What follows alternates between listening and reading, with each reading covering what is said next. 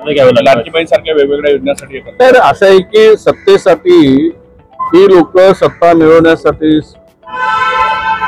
वाटेल त्या स्तराला जाऊ शकतात। हे आता महाराष्ट्र संपूर्ण कर्जाच्या खाईत लोटल्यानंतर दिसायला लागलाय।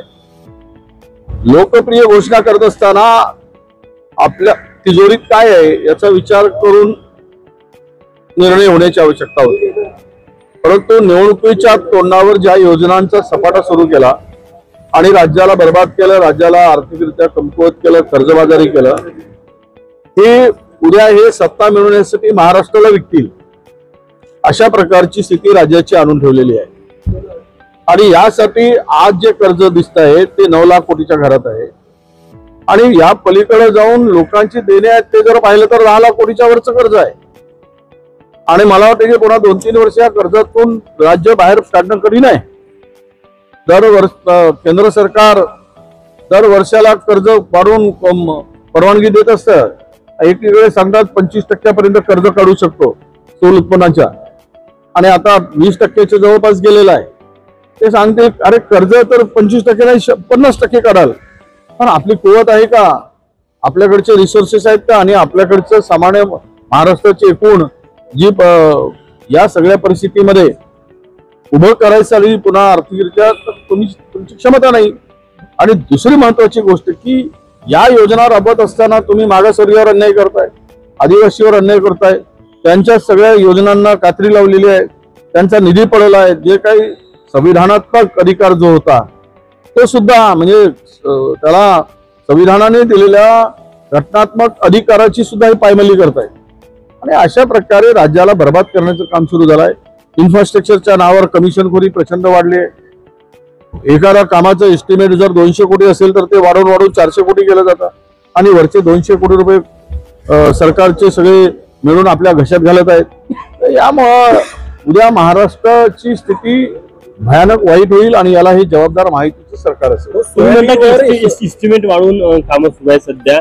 विरोधी पक्षाने तुम्ही या संपूर्ण प्रकरणाच्या आम्ही खूप चौकशीची मागणी केली, दर अधिवेशनात करतोय, पण आता सरकार जर बेशरमाचं झाड लावून बसलं असेल तर त्याला काही इलाज नाही। त्यांना हे सगळं उद्ध्वस्त होताना आनंद मिळत असेल असुरी सरकारला, शासन म्हणून काही जबाबदारी स्वीकारायलाच तयार नसतील।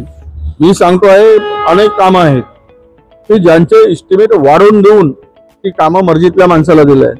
सगळ्या कामांचे आज मॅनेज केले जातात, सगळी कामं, सगळ्या कामामध्ये कुठे स्पर्धा होत नाहीये आणि 15% 20% पर्यंत वसुली करून कामं वाटले जात आहे। सोयाबीनवर एलो मोजॅक आलं, जवळपास 200 कोटीचा फटका आहे, 90% सोयाबीन गेलं, आणि शेतकरी आत्महत्या वाढायला लागलेल्या आहेत। सगळेच आत्महत्या, कारण अशी परिस्थिती आली की शेतकऱ्याप्रती आता एवढं उदासीन सरकार महाराष्ट्रात कधीच झालं नाही। महाराष्ट्रात पहिल्यांदा एवढं उदासीन शेतकऱ्याच्या संदर्भात आणि शेतकऱ्याचा दुश्मनच, शेतकऱ्याचा द्वेष्टा सरकार असं हे या सरकारचे उपाय। कर्जमाफी ध्येय नाही, सोयाबीनला भाव नाही, कापसाला भाव नाही, आणि आता पुन्हा हे आलेला आसमानी संकट, पिढीचं संकट, यामधून जर हा शेतकरी उद्या महाराष्ट्र पूर्वीच शेतकऱ्यांच्या आत्महत्यांसाठी महाराष्ट्र सगळ्या देशामध्ये 1 नंबरवर आहे, हे कुणाला भूषणावं आहे। सोयाबीन आणि हे सोयाबीनचं याच्या तातडीनं सर्वेक्षण करण्याची आवश्यकता आहे आणि शेतकऱ्यांना मदत करण्याची आवश्यकता आहे, नाहीतर आत्महत्या पुन्हा वाढतील।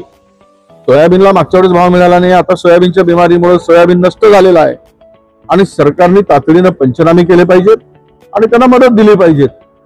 पिटिशन दाखल करणार होतो ओबीसी, पिटिशनचा दाखल करण्यासाठी काही कागदपत्राची जुळवाजुळव आम्ही सोमवारलाच करणार होतो, पण एनी हाऊ ही पिटिशन शुक्रवारला सबमिट होईल। लाडक्या बहिणीचे काही म्हणजे त्यांना अपात्र ठरवलं जात आहे मराठवाड्यात। अपात्र काय, हळूहळू जिल्हा परिषद झाली की तुम्ही कोण ना आम्ही कोण त्याचीच वाट पाहताय। स्थानिक स्वराज्य संस्थांच्या निवडणुका झाल्या, लाडकी बहीण गेली, त्यामुळे लाडक्या बहिणींना आवाहन करतोय, अर्धे नावं कापलेच, आता उरले सुरले पुन्हा निवडणुकीनंतर कापणार आहेत, त्यामुळे सावध राहा।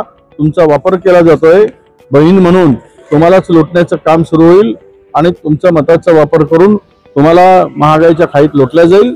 त्यामुळे माझी सगळ्या बहिणींना विनंती आहे की ज्यांचे नावं या सरकारने पूर्वी लाडक्या बहीण योजना दिली आणि रद्द केले असतील त्यांनी यांचा एकेकाचा मोजून बदला घेण्याची तयारी ठेवा, तरच हे सुधारतील। नवीन नवीन घडामोडी पाहण्यासाठी आजच आम्ही मुंबईकर 24 तासला लाईक करा, सबस्क्राईब करा आणि अपडेट रहा।